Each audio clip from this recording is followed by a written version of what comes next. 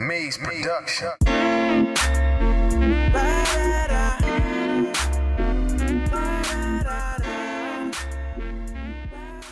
Yo, what's up? Hey, this is AJ coming from ConneKC. We got a location, Bridging the Gap. I'm here with my man, owner, proprietor, founder, Jazzy B's Barbecue, my man Brandon. What's going on with you, man? How you doing today? Good, man. Appreciate it. All right, Thanks for having me. Absolutely, man. I appreciate you, taking your time out. You know, when we first came in to get some of this food, y'all was getting slammed. So, yeah. But there's a reason why, man. We had the shrimp po' boy. JTP had that monster burger. I don't know what. Cajun burger. Yeah, the Cajun burger of the month, man. Yeah. That's we take a 8 ounce, a half pound, basically, a smoked patty, and then with crab on it. We put shrimp on it, and then some Munster cheese, topped off with my remoulade. And it's every month we take that patty and we always add some different toppings based on the month's agenda. So it's pretty good. Yeah. Oh, I tried it for myself. For sure. Yeah, I know you've been doing this thing for quite some time. Man. I remember, even some years back, 3 or 4 years back, you sending out text messages. Hey, I'm gonna be at this Home Depot parking lot. I'm gonna be at the American Royal. It seemed like everywhere where there was an event, that's where you were. You had the food truck. So what got you into this, man? Like what was the driving thing for you to even start this? The biggest thing, I've been, like I tell everybody, I've been cooking since I was knee high to a grasshopper. My first time cooking a cherry pie was with my grandmother. And so that's when I caught the bug of cooking and then watching everybody's reaction after they ate it. I was 6 so it was more pub for me, from the family, but I don't think they really realized the bug that they gave me, you know what I mean? But so all through life I had been cooking on and off, and so about 6 years ago when I was laid off, the economy downturned, and so my wife and I, we sat there, it was like, what are we gonna do? And we decided it was either go with a brick and mortar at the time or start a food truck.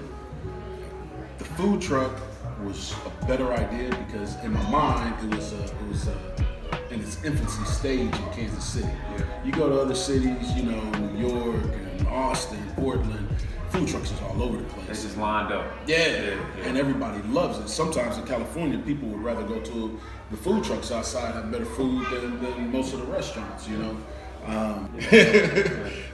the food truck scene wasn't as big as what you see on TV. A lot of people try to equate it to the movie Chef. Nothing close to that. It's a movie. Right. That people got to know that it's a movie. Yeah. And you mentioned something about you and your wife sitting down. You got laid off at your gig. That took some strength. That took some perseverance for you to really cultivate your idea and make it reality. Oh yeah. So I'm sure there were times you felt like you were. Were there times you feel like you were failing? Like why am I doing this? Or did you have the vision already? Like I don't care what's happening. I can see the end result. Oh man, the doubt was there. Those first 2-3 years, it was a roller coaster. I'm not gonna lie, it'd be so many highs, but the lows, I'd go out, cook, $300-$400 worth of food, and maybe sell $50 worth. I'd probably see 4 or 5 people. Hey, I'll be family and friends, you know what I mean? Yeah. No new customers. I wasn't branching out, so it was disheartening. Yeah. But in a lot of cases, you got to stay the course. I knew, since I was a kid, the biggest vision was to own a restaurant, and so there's only one way to make that happen. Stay the course, no matter what kind of obstacles that hit, you got to find a way. So, now I teach a class on how to start a food truck. So I have a lot of people who look at that, and I have to tell them, this isn't something that you get into because you want to make a lot of money. You get into it because you have a passion for the craft. Yeah. Okay? And so when that happens, things get better. And so I have a passion for the craft, not just the customer service, it's creating. You know, your mom always tells you don't play with your food, right? Yeah. Well, I'm making money by playing with my food because every day I come in just trying to create something that's off the wall that people will be able to enjoy. Yeah. And being here in the Midwest, they're not as adventurous as folks in LA or Portland or in some of the coastal areas. Yeah, man, we like to have our specific plate, go to our specific restaurant, That's it. and do the same thing every week in and week out. Yeah, yeah. And, just looking at your menu, man, over the past few years, I've seen it evolve. Mm-hmm. I've seen you add some things, take away some things. Yeah. So it's amazing how you found your niche. I can't think of any other restaurant that has the things that you have. Your it factors. Yeah. Yeah. There isn't, and I think that's what that helped me catapult. And you see some folks now trying to duplicate that, which is fine, and it's great. Being different is okay, just different enough in this Midwestern way. You know what I mean? So now you look at my menu and you still have your traditional barbecue. But what I do when people come in to the restaurant, if they come to the food truck, hey, you have to try this. Yeah. Open your mind and let's try this, and I guarantee you're gonna like it. You had me. You put me onto the pork roll. It's more of now I've created something that it can stand alone in Kansas City. Yep. So more so than the empowering fact, it's more so that now I have a footprint. Yep. It's not going away. Nah. It's not going away. No matter what, when people come to Kansas City from here on out, they're gonna be like, hey, you gotta go to Jazzy B's, man. And nothing against none of the other barbecue joints that's here. It's one of those, I'm raising the level. Yep. Step your game up. Ain't no more just meat and bread. Everybody comes in wanting to burn in. It's like, hey man, slow your roll. Why would you come to a different place to get the same thing? Yeah. You can't do that. Yeah. You gotta keep moving. Yeah. Like with the setup here, Northwest alum. You can see what's going on here. This is the thing that we went with. Once a Bearcat, always a Bearcat. Yeah. When putting this place together, the theme in the diner is similar to what the food truck. When I came in, we opened up the kitchen because in the food truck, what you have is basically the customers are right there. When I'm in the truck and I'm cooking, my back's to them or I'm in the window, but I have that communication with everybody. If somebody walks up and I'm cooking and I hear the voice, hey, how the kids doing? I know what you want. That alone is what keeps people coming back. Absolutely. So I opened the kitchen up here. I brightened up the decor in here.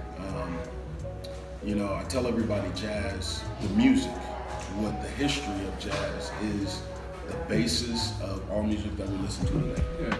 The tempos, the melodies, the creations. That's what they did back in the day. All of that came through Kansas City.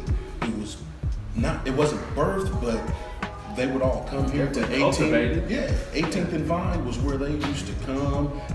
Everybody on these walls sat here together, and then they go to their separate ways to make their albums and their creations. Well, my style of barbecue is the same way. What I do is take a basis of smoked meats, and I branch that into other culinary experiences throughout ethnicities of you have brisket tacos, you have the Reuben rolls, you have sweet fried chicken wings, the Miles Davis beans, use Davis beans, use black beans in them. We branch it all out, just as jazz has done to today's music. I love the correlation. I love the correlation. I was gonna ask where the Jazzy B's came from. Yeah. He answered it already. Yeah. Yeah. So with the decor, we have long tables. My motto is, come break bread with our family. Everybody that works here, they're may not be blood family, but I tell you what, they work with me, they work for me, they are a family, they are part of my family. When you come in to eat, you're not a customer. Once we sit down, once you break bread with me, What's up, man? that's it. Yeah. So we have these long tables, upstairs in the Bearcat rooms, 10-foot tables. Down there, we got 6-foot tables. If you're sitting by yourself for lunch, the whole table's not yours. Right. The next person to come in and sit down with you. Yeah. So many times people go out to eat and think they gotta stay in their little lane and stay on their phone or just sit there and watch TV. Nah. Definitely appreciate you taking the time out to speak with us, man. We love the establishment. Appreciate it. Oh yeah, absolutely. So what is it, just like a send off, what is it that you would like to say to someone that has never tried the barbecue? Mm-hmm. And then also, kick us down with your address so they can come out and see it for themselves. For the most part, I want everybody to come check out Jazzy B's, not just for the simple fact of because of the food truck or because of anything. I want you to come and be a part of the Jazzy B family. I want you to come in, try something, experience something different. If you have some, we welcome all vegetarians, we gluten-free folks. We are out here a little bit in eastern Lee Summit, northeast side of Lee Summit. The address is 1803 Northeast Colbern Road, Lee Summit, Missouri 64086. But for the most part, it's come have fun. Bring the family, bring your friends. If you're a Bearcat, definitely. It's a Bearcat, always a Bearcat. Come on out. Even if you're just in a MIAA, come on out. Raleigh, like If you're from Raleigh, even if you're a gorilla, even if you're a mule, come on out. We'll take you. We'll take you for the day. Yeah. B, well, I appreciate you, man. Thank you once again. Jazzy B's, ConneKC, Bridging the Gap. Peace. Come on out.